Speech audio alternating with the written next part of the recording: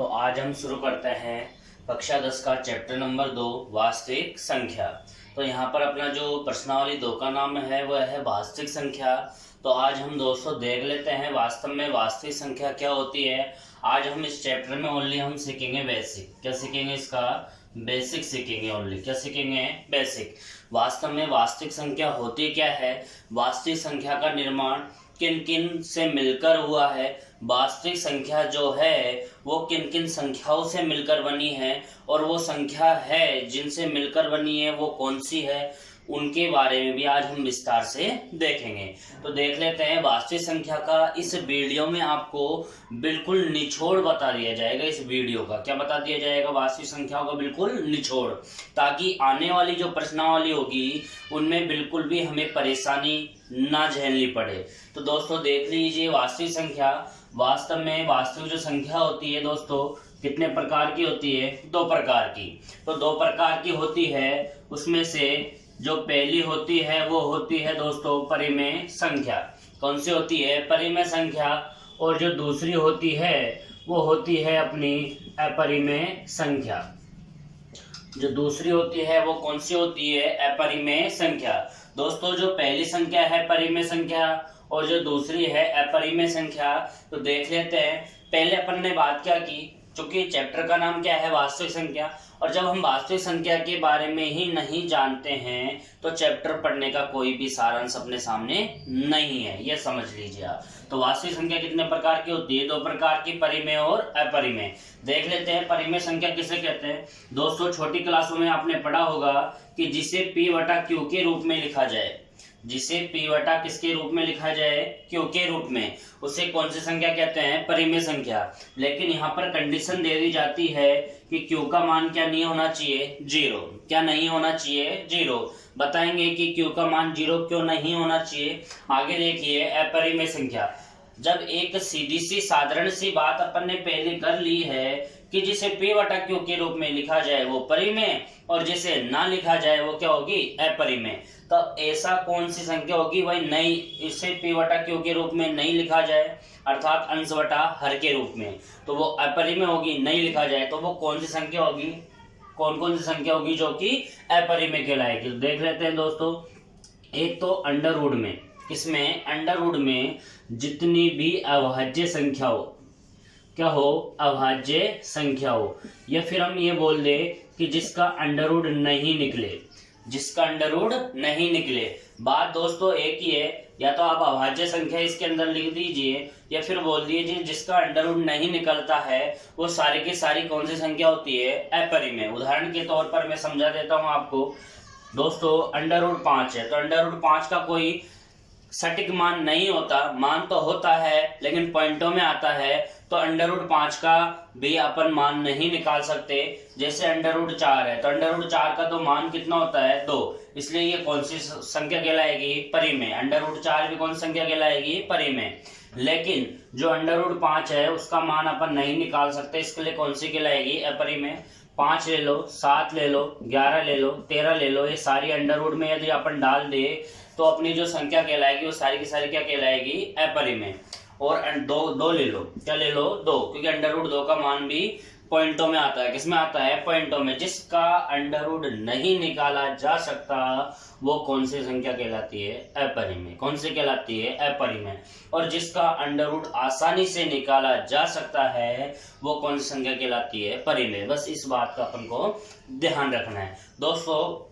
उम्मीद करता हूं कि आपको क्वेश्चनों में भी इसी प्रकार से क्वेश्चन आपको मिलते हैं। देखो कैसे सिद्ध कीजिए कि अंडर रूट 2 एक अपरिमेय संख्या है। ये तो मिलता है कहीं पर, ये तो नहीं देखा कि अंडर रूट 4 एक अपरिमेय संख्या नहीं मिलेगा।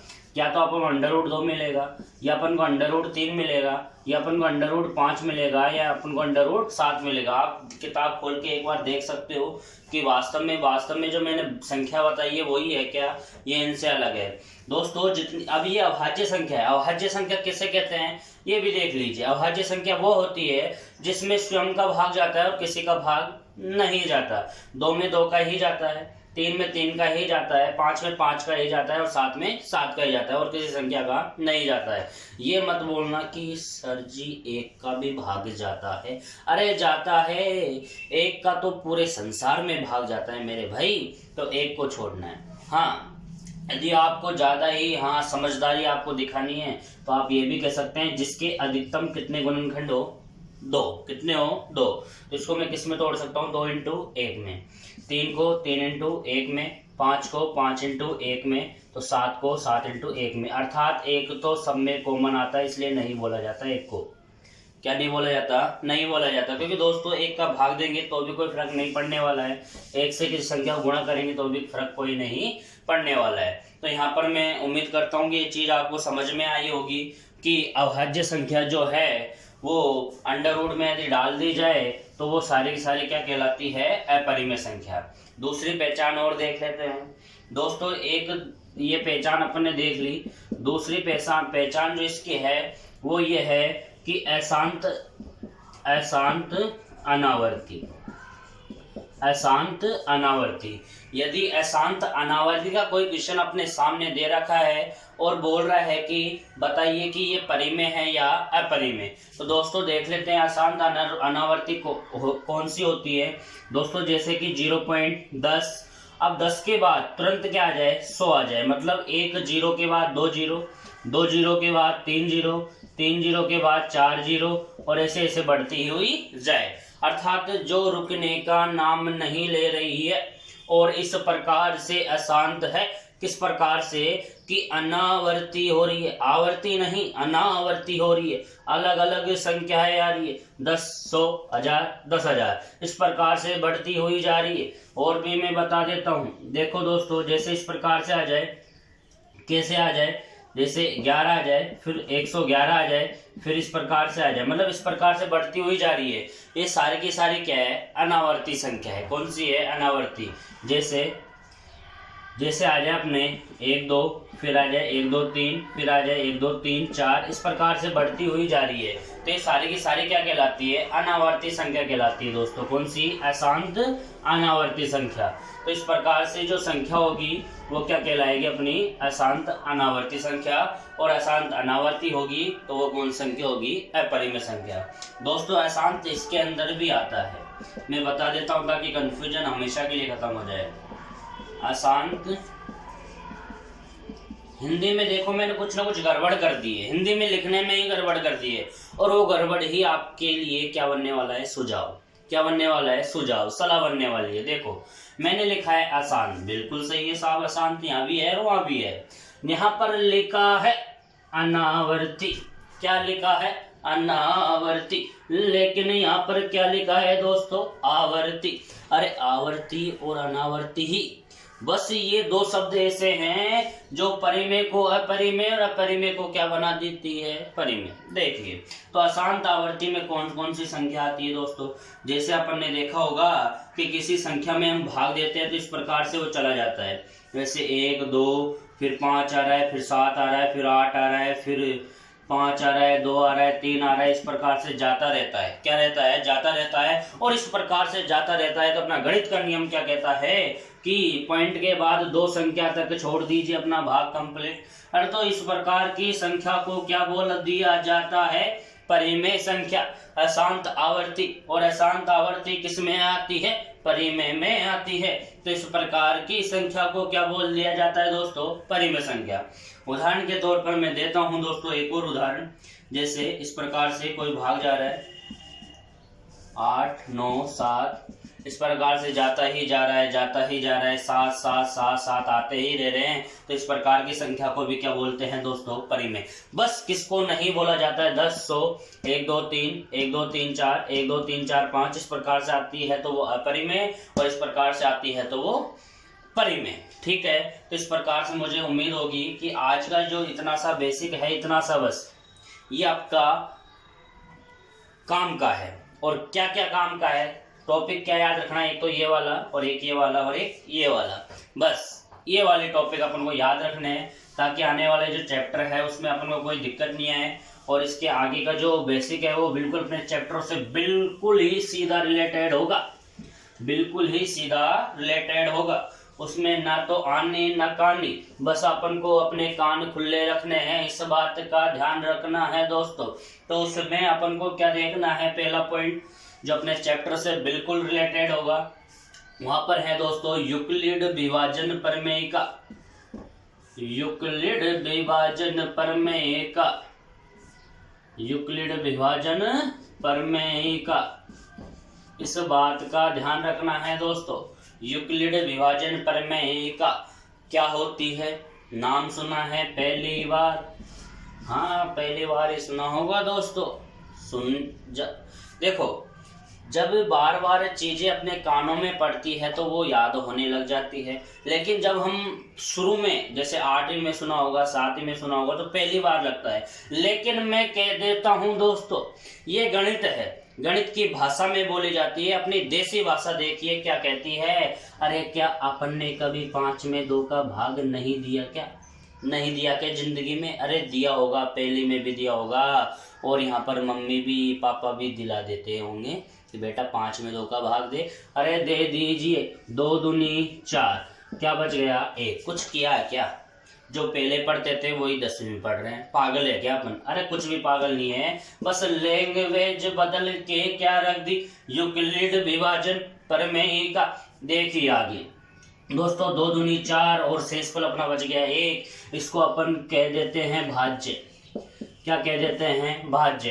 इसको क्या कह देते हैं? भाजक। देखो मैं बदलने रहा हूं, पहले भी ये कहते थे और अब भी ये कह रहा हूं। इसको क्या कहते हैं? भागफल। और इसको क्या कहते हैं? शेषफल। क्या कहते हैं? शेषफल। बस यही अपने यूक्लिड विभाजन प्रमेय का है।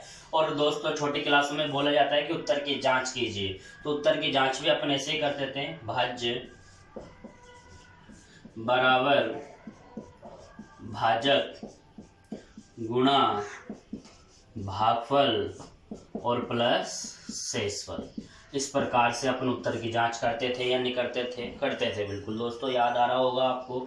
तो भाज्य बराबर भाजक भागफल प्लस शेषफल। अब क्या किया कि ये जो प्रमेयिका है वो बार बार यूज आ रही है, बार बार उपयोग में आएगी आपको प्रश्नावली में, तो इसका एक शॉर्ट नाम दे दिया, इसका इंग्लिश में इसको कन्वर्ट कर दिया, इसका इंग्लिश का जो पहला शब्द है उससे उसको लिख दिया। भाज्य को तो डिनोट कर दिया ए से, किससे? ए से। भाजक को बोल दिया बी, क्या बोल दिया? बी। और भागफल को क्या बोल दिया दोस्तों? क्यू। क्या बोल दिया? क्यू। और शेषफल है जो इंग्लिश में रिमाइंडर बोलते हैं, उसको इससे किससे डिनोट कर दिया? आर से। और अपने निकल के आ गई यूक्लिड विभाजन प्रमेय का ए बराबर बी क्यू प्लस आर। कुछ भी नहीं है दोस्तों, ये भी तो यूक्लिड विभाजन प्रमेय का है, लेकिन जो इतना बड़ा लिखना पड़ रहा है उसको अपन ने शॉर्ट में लिख दिया ए बराबर बी क्यू प्लस आर। और अपन पागल बन जाते हैं, ये कहाँ से आई? अरे कहीं से भी नहीं आई, छोटी क्लासों से आई है, और कहीं से भी भाग के थोड़ी ना आई है। अब दोस्तों ये काम कहाँ पर आती है, किस प्रकार से इसको इसमें काम लिया जा रहा है? क्या भाग देने में ही लिया जा रहा है क्या? नहीं, इसको कुछ अलग काम में भी लिया जा रहा है। देखो वो कौन सा काम है, और वो अपना काम है में से निकालना। क्या निकालना दोस्तों? में से। और में से बोले तो एचसीएफ। क्या बोले? एचसीएफ। और एचसीएफ बोले तो महत्तम समावर्तक। अब ये कैसे, कब और कहाँ अपना काम करेगा ये नियम? जब दोस्तों आर का मान क्या आ जाए? 0। क्या आ जाए? 0। जैसे देख लीजिए, मैं एक संख्या लेता हूँ, यहाँ पर ले लेता हूँ मैं 10 और 15। क्या ले लेता हूँ दोस्तों? 10 और 15। आपको साफ साफ लिखा रहेगा 10 और 15 का महत्तम समावर्तक ज्ञात कीजिए। अब कैसे ज्ञात करेंगे? इस विधि से। अब ये विधि क्या कहती है कि जो बड़ी संख्या होगी वो तो होगी ए, अर्थात 15 में किसका भाग दे लीजिए दोस्तों? 10 का। किसका भाग दे लीजिए? 10 का। तो अपना जो 15 में यदि 10 का भाग देंगे तो 10 एकम क्या होता है? 10। और कितना बच गया? 5। कितना बच गया दोस्तों? 5। 5 बच गया। कुछ भी नहीं करना है दोस्तों, ये तो हो गया अपना भाजक मतलब ए, वो दोस्तों ये तो हो गया अपना भाज्य मतलब ए मतलब 15 बराबर, और ये हो गया अपना भाजक मतलब बी मतलब 10। और अपना जो भागफल आया है वो कितना आया है? 1। अर्थात यहाँ पर भागफल क्या आ गया? 1। और शेषफल क्या आ गया? 5। तो मैं एक बात कहना चाहता हूं दोस्तों, क्या r बराबर 0 आ गया क्या? अरे r बराबर 0 आ जाता है तो अपना b ही क्या हो जाता है दोस्तों? में से। लेकिन अभी r बराबर 0 नहीं आया, तो यहाँ पर अपन को ज़्यादा कुछ भी नहीं लिखना है, r बराबर 0 नहीं है, दिख रहा है साफ साफ r बराबर क्या नहीं है 0। आगे चलते हैं दोस्तों। अब आगे क्या कहता है, ये 10 और 5 लेना है। क्या लेना है? 10 और 5 ले लीजिए। 10 और 5 दोस्तों ये भाग में इस प्रकार से दे रहा हूँ ताकि अपन को इतना बड़ा ना करना पड़े, इसमें फिर दोबारा मिटा के फिर दोबारा करना पड़े, ताकि अपन यहाँ पर ही भाग लग जाए और यहाँ पर ही सारा काम हो जाए। 5 दूनी 10, 10 में से 10 गया तो 0, अर्थात भाज्य तो कितना है दोस्तों अब 10। पहले 15 था लेकिन अब कौन बैठा है बीच में? 10 बैठा है, इसलिए भाज्य 10 हो गया। भाजक क्या हो गया? 5, भागफल क्या हो गया? 2 और शेषफल क्या हो गया? 0। क्या हो गया? 0। अरे शेषफल 0 आ जाए वहां पर ही रुक जाना है, और यहाँ पर जो अपना b होगा वही क्या होगा दोस्तों? HCF। तो HCF बराबर कितना आ गया? 5। कितना आ गया? 5। तो HCF कितना आ गया अपना? 5। मैंने क्या कहा है, जहां पर r बराबर 0 आ जाए वहां पर जो अपना b होगा वही क्या कहलाएगा? HCF। चलो दोस्तों यहाँ पर आपने यूक्लिड विभाजन प्रमेय के बारे में समझ लिया होगा। ज़्यादा अपन इस वीडियो को लंबी नहीं लेंगे, अपना बस बेसिक इसमें सीख जाना चाहिए अपन को। जहाँ पर r बराबर 0 आ जाए दोस्तों, ये मत देखना कि मैंने भाग इस प्रकार से क्यों दिया, आप ऐसे भी दे सकते हो।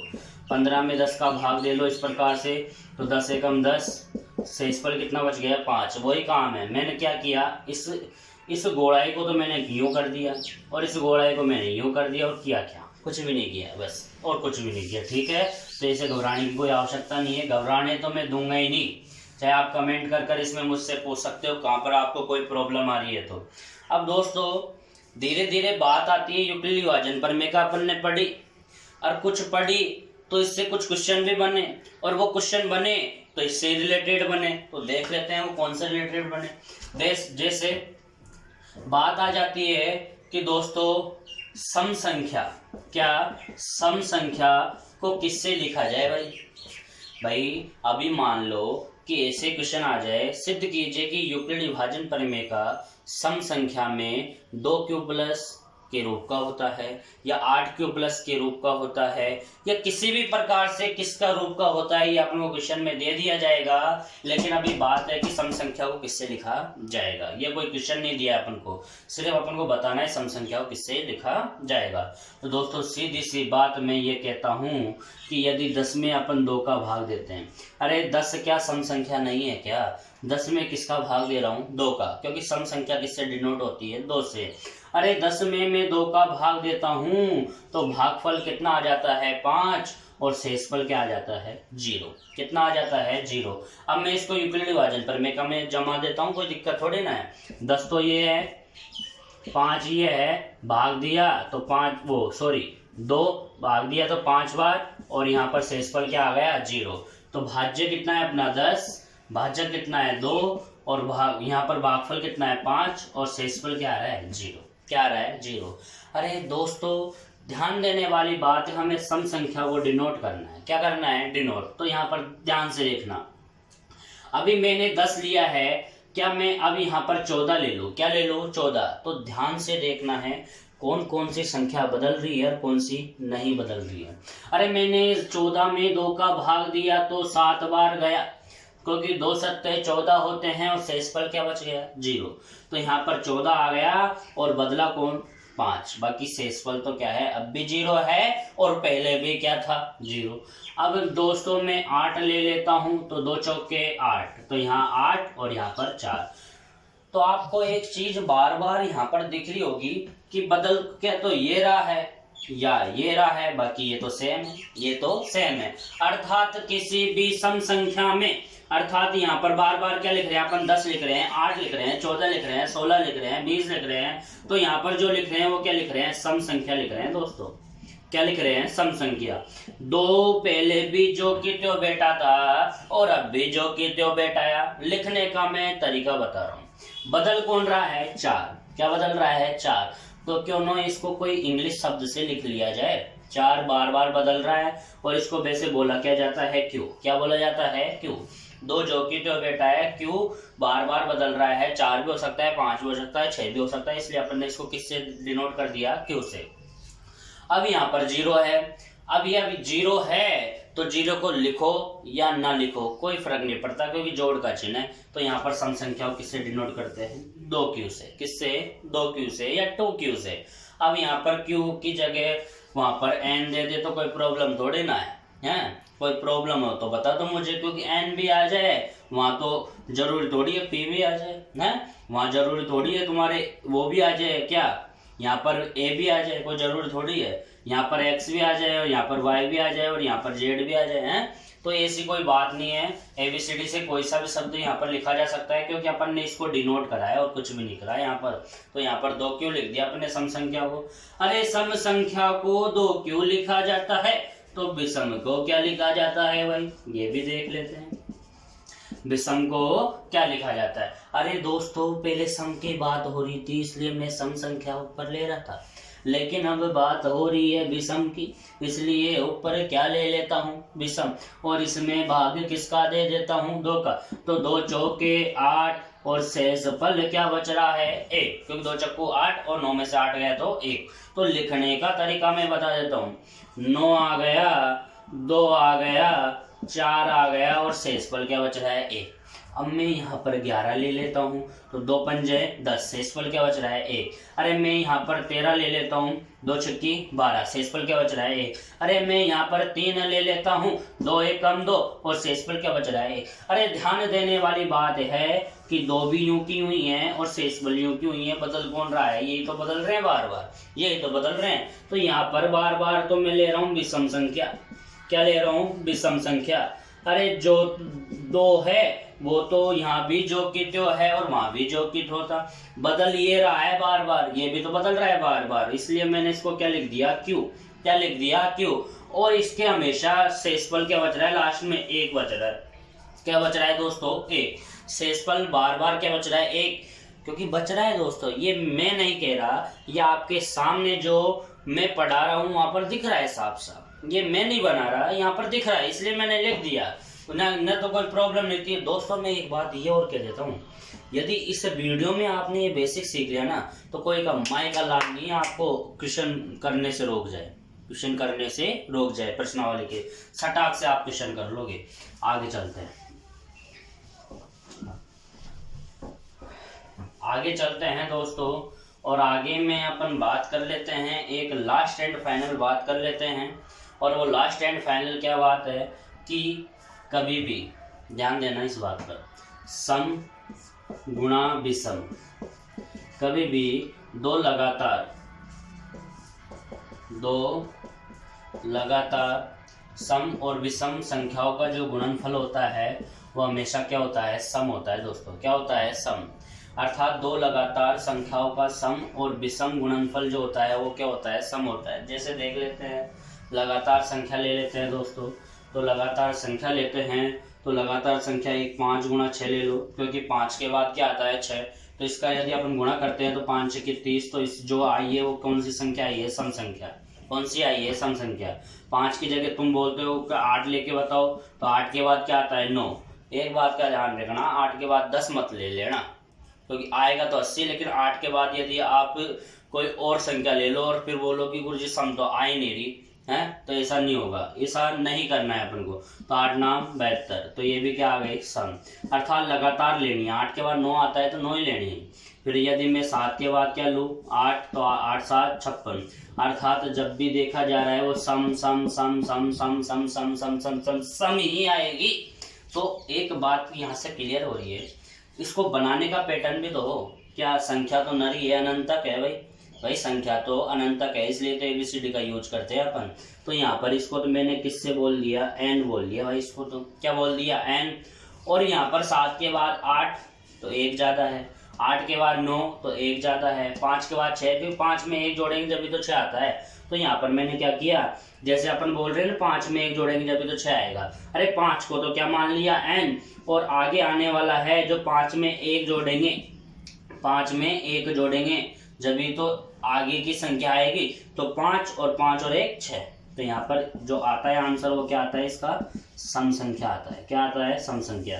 तो एक बात क्लियर कर लेना, नोट कर लेना, इसको काम आएगा ये, कि 2 लगातार दो लगातार संख्याओं का जो गुणनफल होता है वो हमेशा क्या होता है, सम संख्या होता है। क्या होता है, सम संख्या।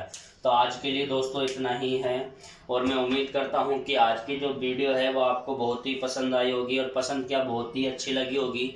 और दोस्तों मैं चाहता हूँ कि आपको यदि अच्छी लगी है और इसके जो अगले पार्ट है वो आपके पास जल्द से जल्द आपके पास आए, इसलिए आप इस वीडियो में कमेंट कीजिए। और दोस्तों मैं ये भी चाहता हूँ कि आप इस वीडियो को शेयर करें, ताकि इस लॉकडाउन के बीच में जो चल रही है बहुत बड़ी महामारी, और मैं ये भी चाहता हूँ दोस्तों आप यहाँ पर आसपास जो यहाँ पर अपने घर में जो अपने दोस्त है उनके पास भी अभी मत जाइए, आप फ़ोन से भी संपर्क कर सकते हो। इसलिए तो मैं शेयर करने की बात कह रहा हूँ, मैं ये थोड़ी बोल रहा हूँ कि दूसरे के घर पर जाके आप कहो। हमें क्या रहना है, घर में ही सुरक्षित रहना है, क्योंकि अपना बचाव ही इस कोरोना का सबसे बड़ा उपाय है। अपना बचाव ही इस कोरोना का सबसे बड़ा क्या है, उपाय। और दोस्तों उम्मीद करता हूं कि आप इस वीडियो में बहुत ही अच्छी एक सीख आपने इसमें ली होगी, और मैं चाहता हूं कि इसको आप ज़्यादा से ज़्यादा शेयर करें, कमेंट करें, और कमेंट कर कर जो आप कमेंट करोगे तो मेरे अंदर एक ऐसी शक्ति प्रज्वलित होगी, ताकि आपके सामने और भी मैं अच्छी तरह से पढ़ा पाऊँ। क्योंकि दोस्तों आपके जो कमेंट है ना, वही मेरे बच्चे हैं, वही मेरे सामने पढ़ रहे हैं। बस कमेंट, ओनली कमेंट ही आपका पढ़ रहा है, क्योंकि मैं ये खाली कमरा है बिल्कुल, लेकिन फिर भी मैं पढ़ा रहा हूँ, क्योंकि आपका कमेंट ही मुझे पढ़ाने का एक नया सुझाव बताता है। बस मैं इतना सा कहना चाहता हूँ। बहुत बहुत धन्यवाद, जो भी आप इस वीडियो को देख रहे हैं, बहुत बहुत धन्यवाद। आज के लिए इतना ही, वास्तविक संख्या का इतना ही बेसिक, और यही अपना बेसिक है। आगे जो पढ़ाएंगे वो प्रश्नावली 2.1 शुरू करेंगे।